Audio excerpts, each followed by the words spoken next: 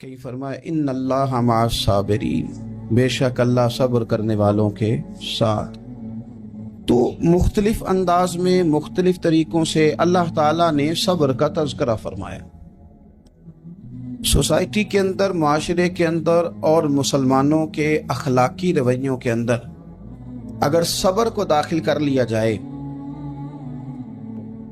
تو ہم محسوس کریں گے کہ ہماری زندگی نہ صرف یہ کہ آسان ہو گئی ہے بلکہ محبتوں والی ہو گئی ہے، چاہتوں والی ہو گئی ہے۔ ہمارے رشتے ایک دوسرے سے ٹوٹ نہیں رہے بلکہ بننا شروع ہو گئے۔ تھوڑا سا صبر بہت ساری چیزوں کو ٹوٹنے سے بچا لیتا ہے۔ قرآن مجید کی جو آیت کریمہ میں نے تلاوت کی، یہ سورہ آل عمران کی آخری آیت ہے۔ اللہ تعالیٰ نے فرمایا یا ایھا الذین آمنوا اصبروا وصابروا، اے ایمان والو صبر کرو صابر بنو۔ اے ایمان والو صبر کرو اور صابر بنو۔ کیا مطلب؟ پہلے صبر کا مطلب یہ ہے کہ اگر تمہیں کوئی ذاتی تکلیف پہنچے تو اس پر صبر کرو۔ وصابروا، اس کا معنی یہ ہے کہ اگر دشمن کے مقابلے میں کسی اور کی طرف سے کوئی تکلیف آئے تو اس پر بھی صبر کرو۔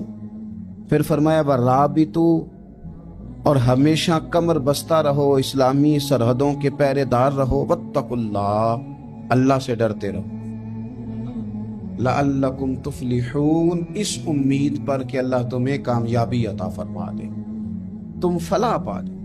یا ایھا الذین آمنوا اصبروا وصابروا، اے ایمان والو صبر کرو اور صابر بنو۔ صبر کرو، صابر رہو، یعنی جو ذاتی تکلیف آئے اس پر بھی صبر کرو۔ اور مصابرہ کا معنی سامنے سے آنے والی تکلیف، اگر بیماری آ گئی، کوئی پریشانی آ گئی، کہیں کوئی اپنا دنیا سے چلا گیا تو یہ ذاتی تکلیف ہے، اس پر بھی صبر کرنا ہے۔ اور اگر اپنوں نے، بیگانوں نے کوئی تکلیف پہنچا دی، کوئی اذیت دے دی، وہ اذیت کئی صورتوں میں ہو سکتی ہے۔ تانا بھی ایک اذیت ہے، طنز بھی ایک اذیت ہے، کسی شخص کے بارے میں غلط کلمہ کہنا بھی ایک اذیت ہے، اور مقابلے میں کھڑے ہو جانا، لڑائی کرنا، یہ بھی ایک اذیت ہے۔ اس پر بھی صبر کرو۔ ورابطوا، اور اس طرح کرو کہ کمر بستہ رہو، جد و جہد کرتے رہو۔ واتقوا اللہ، اللہ سے ڈرو۔ لعلکم تفلحون، تاکہ تم کامیاب ہو جاؤ۔ صبر جب آپ کرتے ہیں نا، اور صبر کا ارادہ کرتے ہیں تو اللہ تعالیٰ صبر کی توفیق بھی عطا فرماتا ہے۔ ہم نے یہ دیکھا ہے کہ ہمارے پاس نعمتوں کی کمی نہیں، ہمارے فریزر خوراک سے بھرے ہوئے، ہمارے دسترخوانوں پہ انواع و اقسام کی چیزیں چنی ہوئی ہیں، ہماری الماریوں میں کئی ہمارے لباس تیار شدہ لٹکے ہوئے، ہماری جیبوں میں ہماری ضرورت کا سرمایہ اللہ نے ہمیں دے دیا ہے۔ لیکن اس کے باوجود جو لوگ ایک دوسرے سے پیار نہیں کر پا رہے، جو ایک دوسرے کے قریب نہیں جا پا رہے، تو اس کی وجہ یہ ہے کہ صبر نہیں رہا، حوصلہ نہیں رہا، کسی چیز کو برداشت کرنا ہمارے مزاج کا حصہ ہی نہیں رہا۔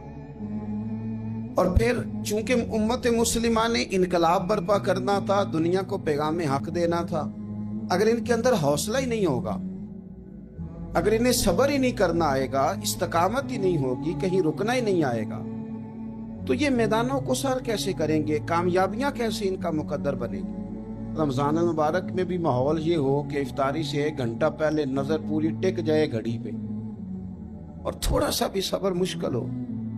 اور رمضان المبارک میں سحری کے وقت میں اگر دہی والی دکان پہ بھی جھگڑا ہی ہو رہا ہو، اور شام کو سامان خریدنے میں بھی اگر بحث ہی ہو رہی ہو، تکرار ہو، جھگڑا ہو، تو پھر سیکھا کیا؟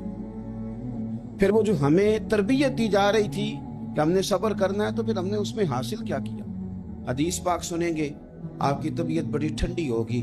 میرے نبی پاک صلی اللہ تعالی علیہ وسلم نے ارشاد فرماتے ہیں کہ جو بندہ سوال سے بچنا چاہے گا، ارادہ کرے گا اللہ میں نے کسی سے نہیں مانگنا، فرمایا جو سوال سے بچنا چاہے گا رب اسے سوال سے بچا لے گا۔ اور جو لوگوں سے بے نیاز ہونا چاہے گا، کہے گا یا اللہ مجھے دنیا داروں کا محتاج نہ بناؤ، اپنی بارگاہ سے عطا فرما۔ جو لوگوں سے بے نیاز ہونا چاہے گا، اللہ لوگوں سے بے نیاز کر دے گا۔ اور فرمایا جو صبر کا ارادہ کرے گا اللہ اسے صبر کی توفیق بھی عطا فرما دے گا۔ ارادہ تو کرے، پروگرام تو بنائے، توفیق تو اللہ دے گا۔ جو صبر کا ارادہ کرے گا اللہ صبر کی توفیق بھی عطا کر دے گا۔ اور حضور صلی اللہ تعالی علیہ وسلم فرمانے لگے یاد رکھو کسی بندے کو جو بہترین تحفہ دیا گیا ہے نا، اگر کسی کو کوئی بہترین عطیہ ملا ہے تو پھر اللہ تعالیٰ نے اسے صبر عطا فرمایا۔ یہ بہترین تحفہ ہے، اس سے زندگی سنور جاتی ہے، اس سے انسان باوقار اور مطمئن ہو جاتا ہے، اس سے اس کے شب و روز آسانی سے بیتتے ہیں، وہ دنیا کی پک ڈنڈیوں سے آسانی سے گزر کے اللہ کی بارگاہ عالی مرتبت میں سرخرو ہو کر حاضر ہو جاتا ہے۔ لیکن اگر بے حوصلہ ہو، صبر نہ ہو، پھر نقصان روز بروز بڑھتا ہے۔ اور پھر میرے رسول پاک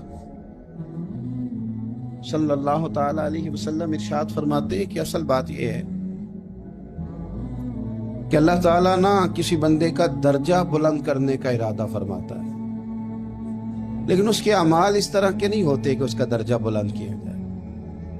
اب رب کیا کرتا ہے، اللہ تعالیٰ اس کو مال کی، جان کی، اولاد کی کسی مشکل میں ڈال دیتا ہے۔ اس مصیبت پر وہ بندہ صبر کرتا ہے تو اللہ تعالیٰ اس کا درجہ بلند فرما دیتا ہے۔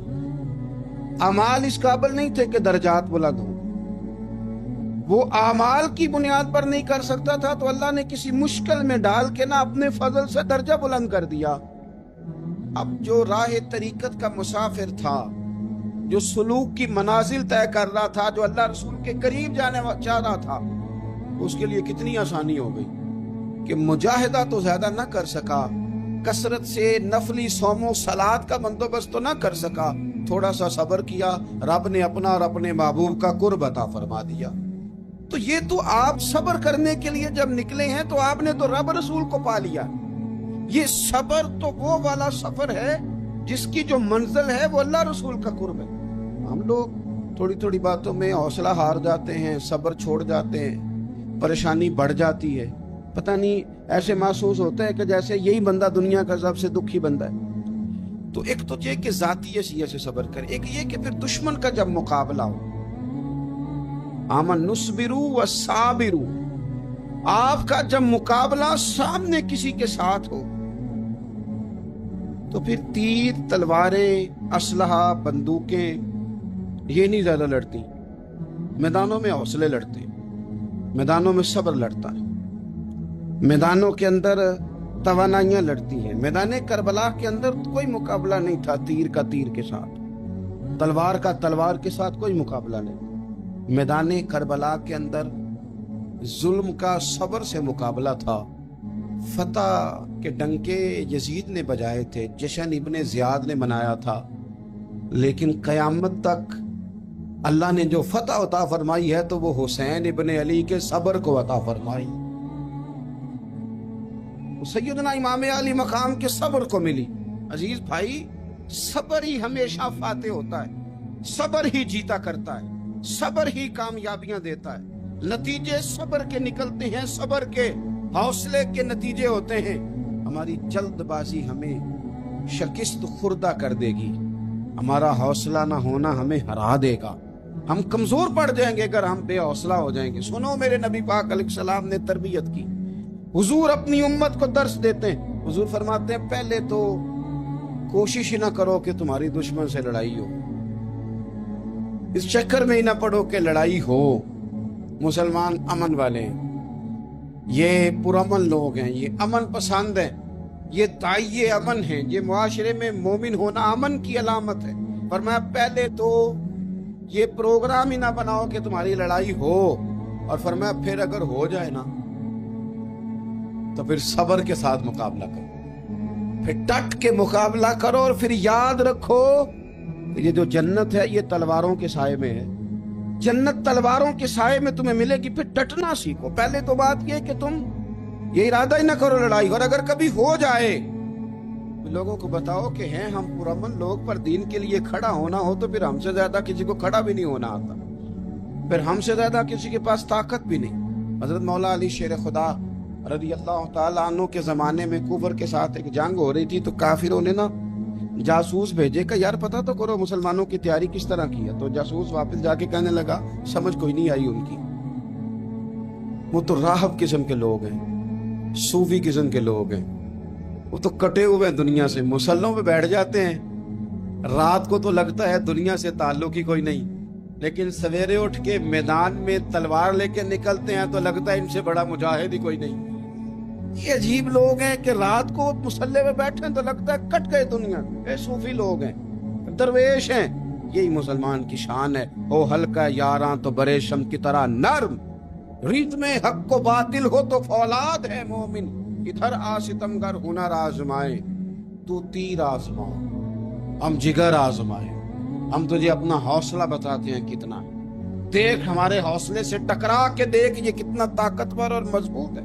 तो अजीज भाई, अगर जिंदगी में आपको सब्र करना आ गया, मैं बड़े दिनों से ये उन्वानात बयान कर रहा हूँ और आज तो खुसूसी तौर पर रमजान शरीफ के इस जुमे में मैं अपील करना चाहता हूँ आपसे कि कमजोर बातें करनी छोड़ दें, मायूसी के जुमले अपनी जिंदगी से निकाल दें। हम मुसलमान हैं। आप बीमार हो गए हैं तो ये भी खुदा का फजल है, गुनाह माफ होंगे। अगर अल्लाह ताला ने फकीर बना दिया, गरीबी आ गई है तो ये भी फजल है, अमीरों से पहले जन्नत में जाएंगे।